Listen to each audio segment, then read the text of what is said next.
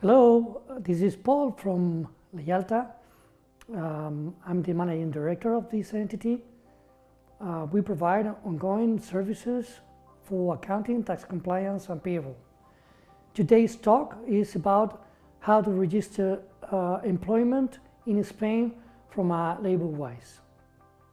First thing to consider when it comes to employing in Spain is to obtain a VAT number. Even if you are a foreign entity, you can trade in a simple way, obtaining a VAT number. This VAT number enables you to obtain the electronic certificate which is needed for registering the future employees before the Social Security Agency.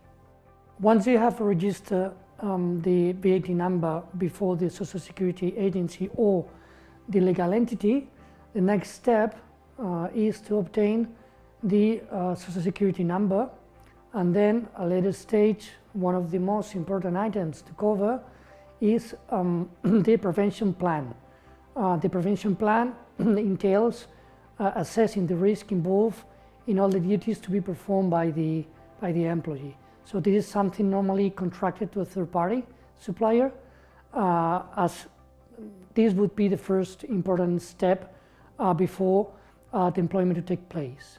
As the second step, once the prevention plan is secure, is to register the employment center. The employment center is the office or the spot where the employee performs his or her duties. Once we have registered the entity before the Social Security Agency, we should take into consideration to draft an employment agreement whereby we set out different clauses of the contract. For instance, the salary, some conditions according to local bargaining agreement, such as the probation period, termination clause, vacations, some other fringe benefits in case that employer is able to grant this. Bear in mind that when it comes to employee in Spain, the employee should count with Spanish ID number, what we call NIE number. And of course, if the employee comes from out of the European Union, he or she must have available the work permit for being able to work in Spain.